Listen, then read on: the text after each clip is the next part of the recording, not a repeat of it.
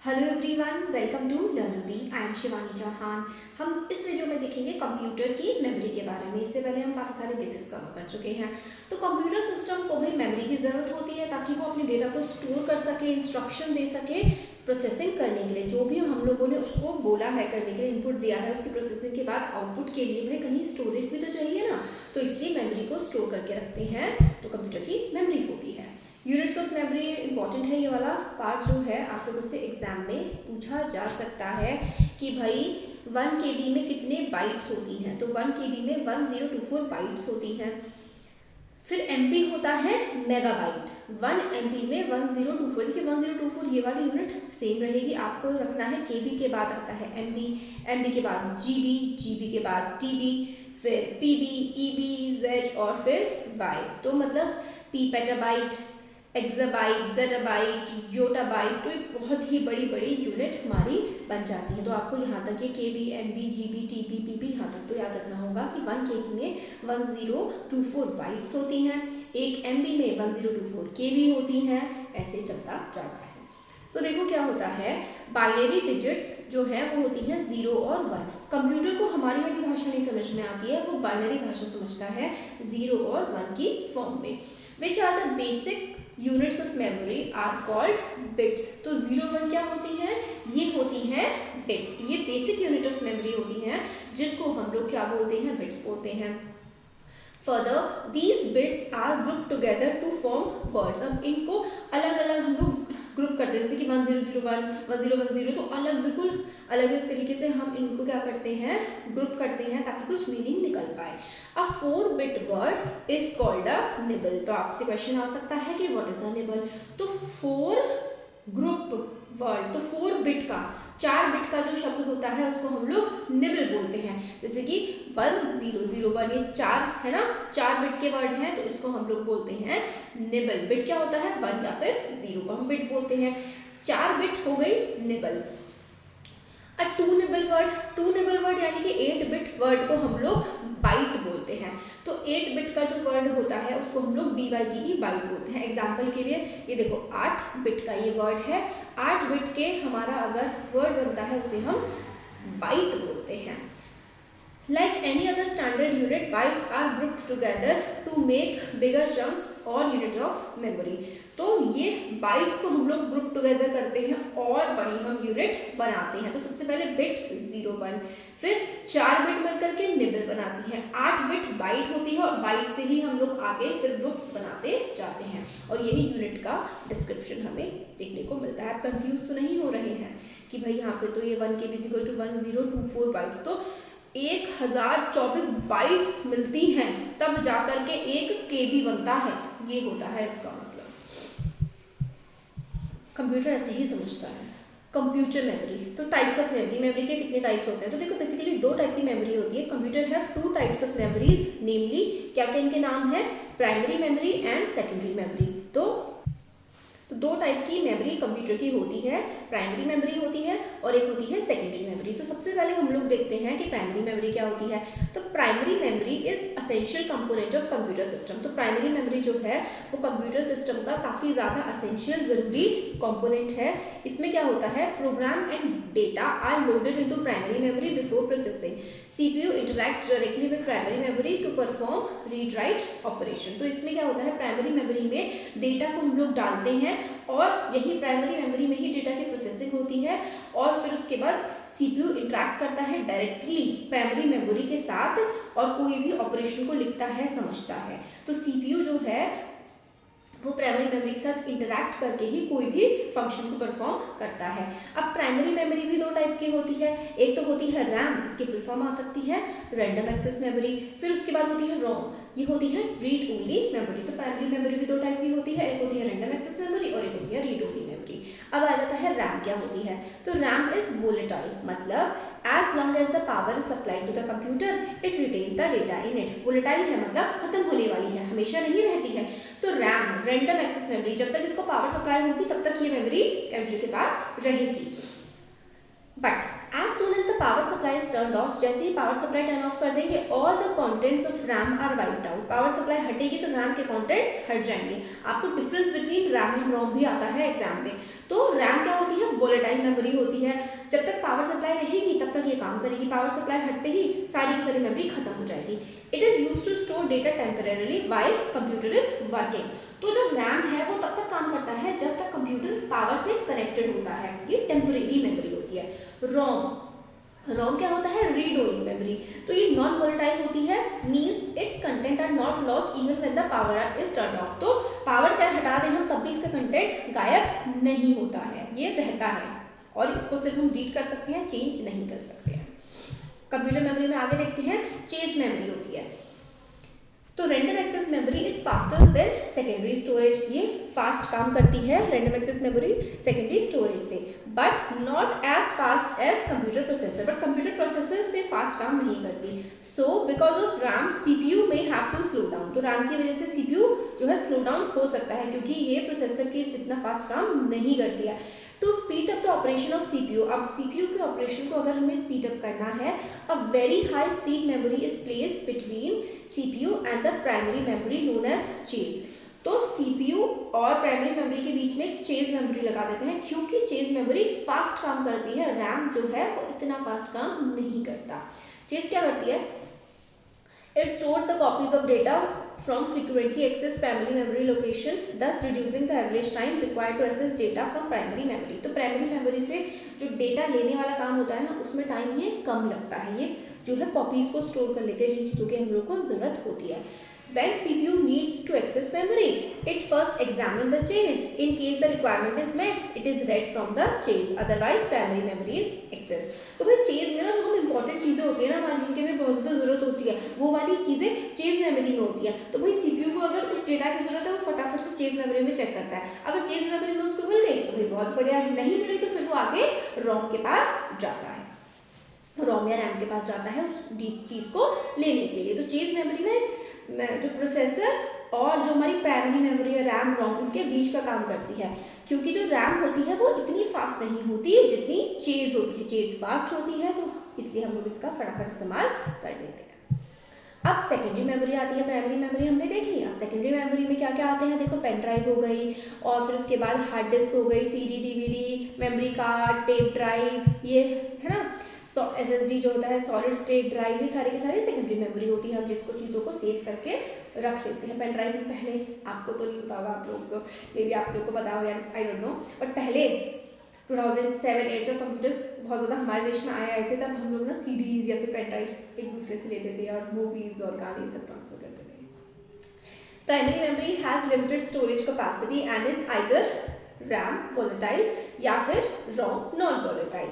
Thus, computer system needs auxiliary or secondary memory to permanently store the data or instruction for further use। तो primary memory में जो होता है वो data रहता है ताकि कंप्यूटर आगे उसका इस्तेमाल कर सके, और परमानेंटली स्टोर हमारा जो है डेटा रहता है रोम में फर्दर फ्यूचर यूज के लिए। अब सेकेंडरी मेमोरी जो है ना वो नॉन वोलेटाइल होती है और इसकी लार्जर स्टोरेज कैपेसिटी होती है देन प्राइमरी मेमोरी। ये स्लो भी होता है और सस्ता भी होता है मेन मेमोरी से। तो it can not be access directly by CPU. तो जो सेकेंडरी मेमोरी होती है सीपीयू से डायरेक्ट एक्सेस नहीं कर सकता, आपको उसके अंदर लगाना पड़ेगा कंप्यूटर के अंदर, जैसे कि सीडी लगानी पड़ेगी, पेन ड्राइव लगानी पड़ेगी, तभी सीपीयू इनका डेटा को एक्सेस कर सकता है।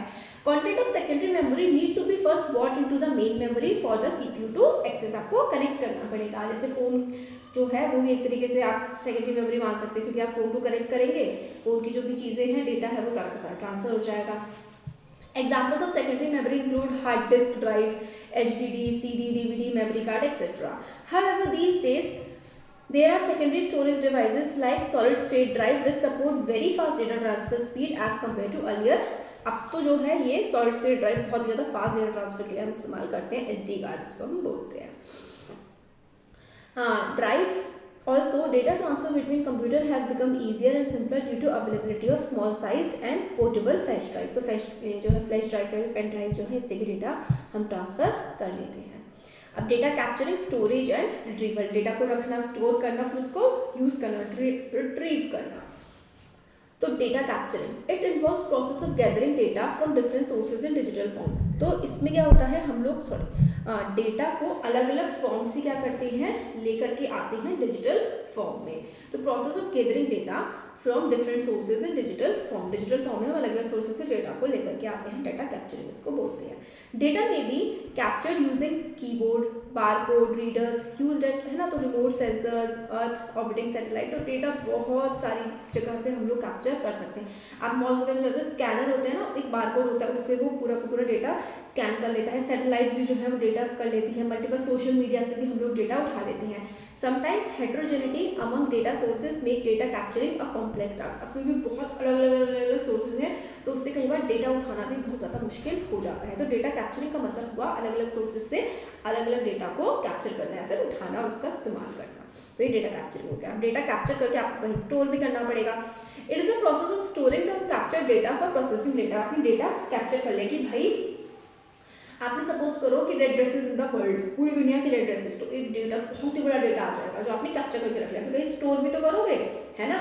तो now days data is being produced at very high rate and therefore data storage has become a challenging task. However decrease in cost of digital storage device has helped in simplifying task. तो भाई data इतना सारा होता है, store करना मुश्किल हो जाता है, बट आजकल डेटा स्टोरेज डिवाइसेस सस्ती हो गई है तो हम इजीली कर लेते हैं। जैसे कि गूगल ड्राइव पे ही हम लोग अपने डेटा स्टोर कर सकते हैं। Data keeps on increasing with time, hence storage devices also required to be upgraded periodically। तो डिवाइसेस को बहुत ज़्यादा जीबी से अब टीबी में भी पहुंच जाएंगे क्योंकि डेटा बहुत ज़्यादा हो जाएगा। पहले एमबीज में होता था डेटा और अब देखो जीबीज में, थोड़े टाइम में टीबीज में आने लगेगा, टेराबाइट्स में। हमने देखा था मेमोरी यूनिट्स बढ़ती जाती है। अब देखो in large organisation computers with larger and faster storage called data servers are deployed to store vast amount of data। Data servers में बहुत ही ज़्यादा भयंकर अमाउंट ऑफ डेटा, आप इंस्टाग्राम पर अपनी फोटो अपलोड कर रहे हैं, वो कहीं सेव करके रख रहा है ना, तो उनके सर्वर्स होते हैं, अपने सर्वर्स पे वो ये डेटा स्टोर करके रखते हैं।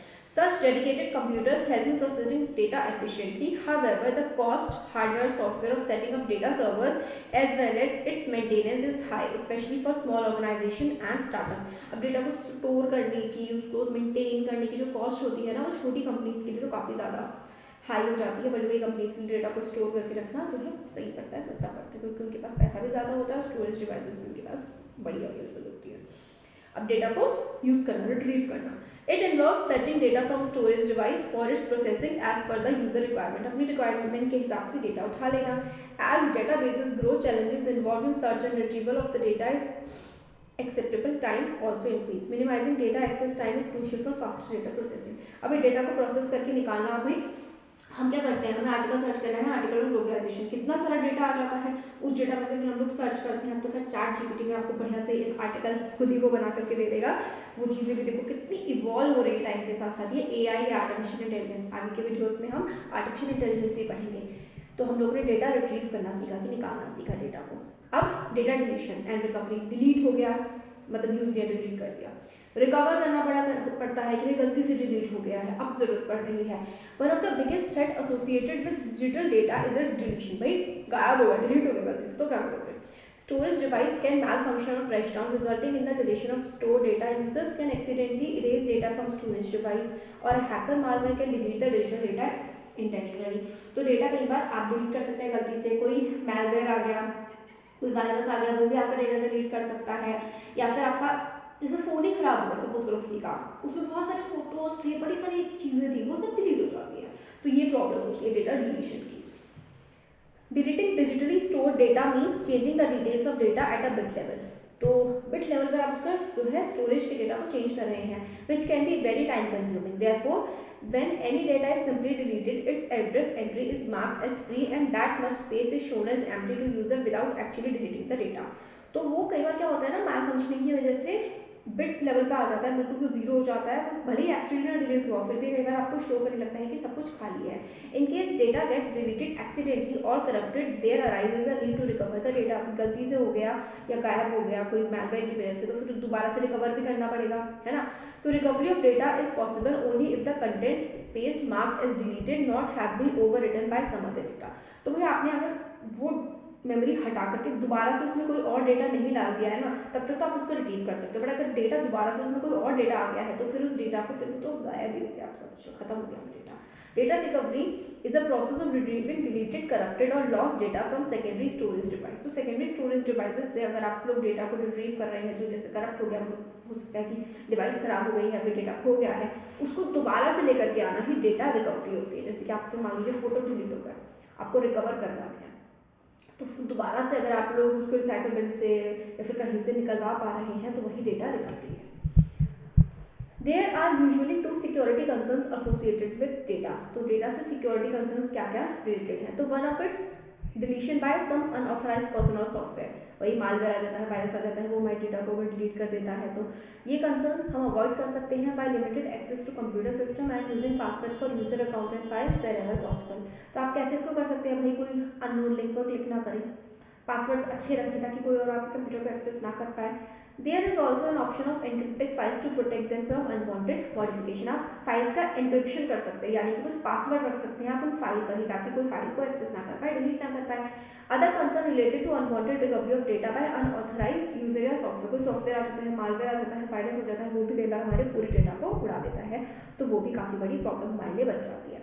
Many times we discard old, broken or malfunctioning storage device without taking care to delete data. We assume that the contents of deleted files are permanently removed. However, if these storage devices fall into hands of mischievous mongers, they can easily recover data from such device. This poses a threat to data confidentiality. तो data confidentiality का मतलब होता है privacy।